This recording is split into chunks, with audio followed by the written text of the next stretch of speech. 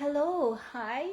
So this is the story that sent shivers to everyone here in the Philippines.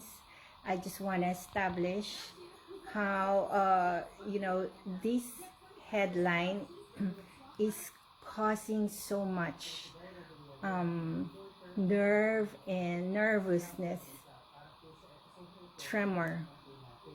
Kung ano ba talaga ang nangyari kay dating DPWH Undersecretary Maria Catalina Case Cabral. Yeah, so that happened last night. Dito sa corruption ng DPWH o sa DPWH at ang gobyerno. Hi, this is yours truly, Clarice, and I want to share with you my physical workout. It's also a good way. You know me, I always tend to look forward many years. Sometimes, di ba, parang, or probably, kasi ang bilis ng oras. Can you imagine, dati nag-uusap kami ni Jewel about kids stuff. Nowadays, probably because of the social media and the exposure and probably the way the world revolves, ang bilis talaga, like they grow up so fast. So para makahabol si Mami Clarice, I want to alam mo yun, parang put some tracing and real talk to my grandkids. Si Jewel, si John, no, si Jewel, si Juan, and si John, and later on, some will also be hopefully be out in the world because I have 3 girls. So nakakalito, what is real, what's not, what is AI and what is not. So Mami Clarice, what is AI, right? Like everyone who had a thing to say about me, because that was what I had experienced, will not stop with being this Clarissa is that and that and that, because this Clarissa will say like oh, Joanna May, your mother is like this and like that. So hindi lang siya basta anecdote, it's going to be a very formal statement now, kasi nandun na talaga sa realm na yun, nandun na sa venue and forum na yun. And it will not stop there, because Joanna May has kids of hers also. So whatever they say about Clarissa, it will automatically be saying, Joanna May, your mother is this and that. And it doesn't stop there. Oh, Jewel, your Mommy Clarice, your grandmother is like this and like that. So, may bearing talaga sa next generation and to the next generation. Ganyan na siya kabilis. So, I want to have this life and to preserve it. Sino ba talaga si Clarissa? Yes, this is how I do my workout. And very old school, very old-fashioned. Actually, with the way that technology now, may surgery, merong Ozempic, yeah, merong diet, merong mga Pilates, but actually I go, my daily structure is so simple, housework, and then exercises, then office work, and hopefully, my own kids, I will challenge them, diba? Your mother is, a fitness buff. So, actually, kaming dalawa ni Lee, that's my second daughter. So, we share the same enthusiasm. Si JM, because she always go up the mountain. So, may hiking siya. Ano naman siya, very brisk, although she's on the big side, still yung muscles niya, yung workout niya, yung activities niya everyday. Yon, okay.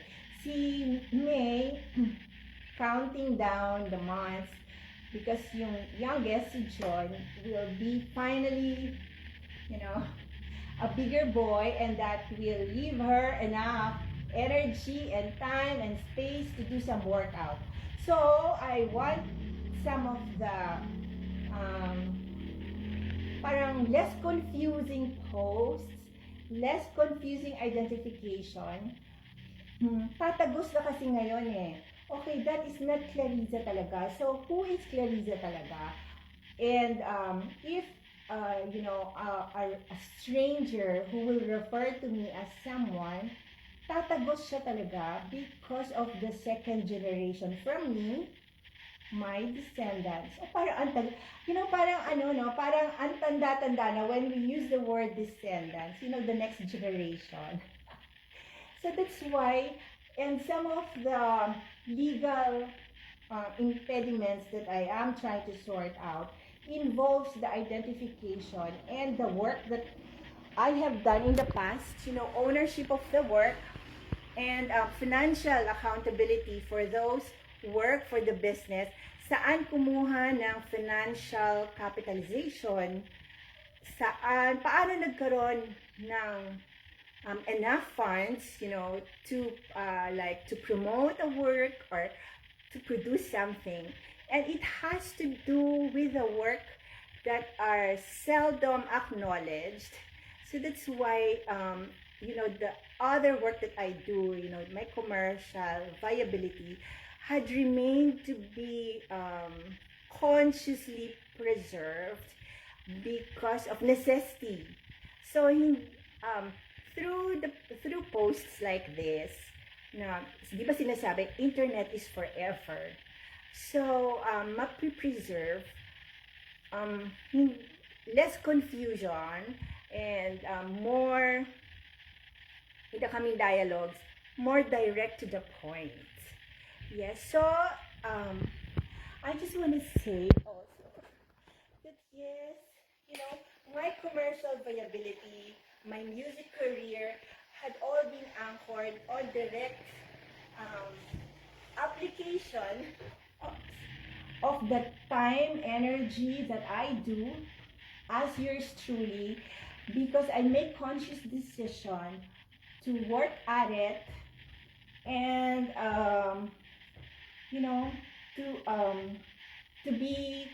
to stay competitive.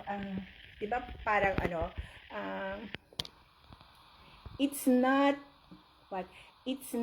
a sprint game, it's a marathon. So gaano katagal can I outlast the objection, can I outlast the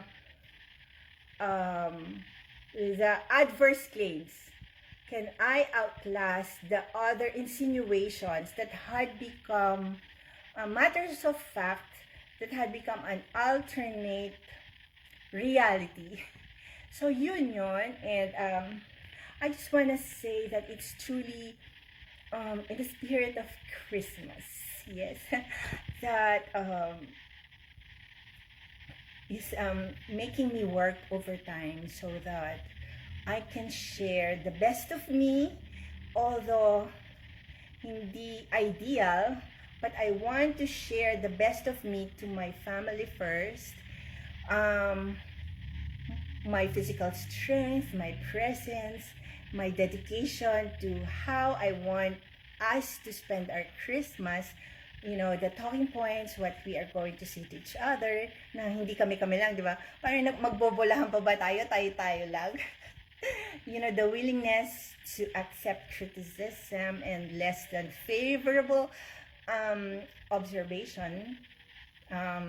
Another way of saying bashing. Another way of saying you cannot accept this money because you have a technical problem. So, in spite of all that, I still want to give the best of me para hindi masasayang talaga. Making the most of every day to my family. So, thanks much, and it's a countdown. How many days na lang, no? 25 na.